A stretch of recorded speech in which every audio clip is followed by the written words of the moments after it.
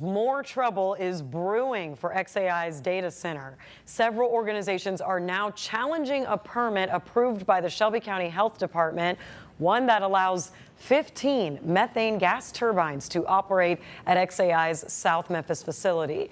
Now, the Southern Environmental Law Center, known as SELC, claims the permit violates federal law and even the health department's own rules. ABC 24's Lauren Turman spoke with the groups behind the appeal. She joins us in studio, as you can see. And Lauren, you have the details. That's right, Pepper, I do. And on top of a separate lawsuit that was already filed by the Southern Environmental Law Center, it could have serious legal implications for xAI. So what exactly are these groups hoping to accomplish? Well, I spoke with them to find out. Dangerous and concerning. Those are the words three advocacy groups are using to describe the approval of xAI's methane gas turbine permit. It would allow for the same kind of thing for xAI or someone else to come into a community and without any public notice, without any public participation, and without any air permit, install as many polluting turbines as they want.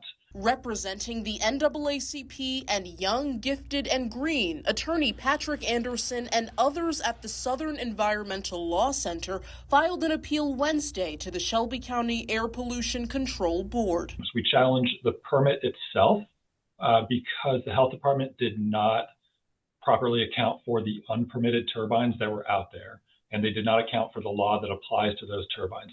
And the second thing that we are appealing is the department's legal rationale that they put forward for the first time, which, according to their theory, would allow these turbines to be installed again without a permit.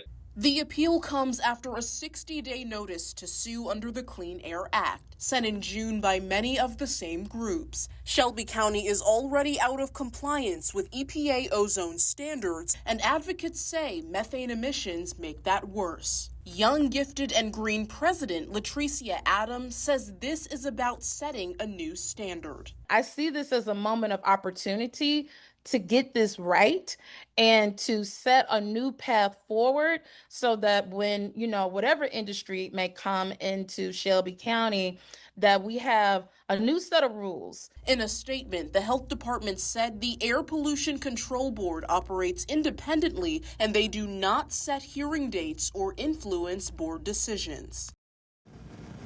So what exactly happens next? Well, the board is expected to respond within a month and schedule a hearing to review the merits of this appeal, and that 60-day notice to sue expires in mid-August. And Anderson tells me that they're ready to move forward with that lawsuit if it's necessary. Pepper.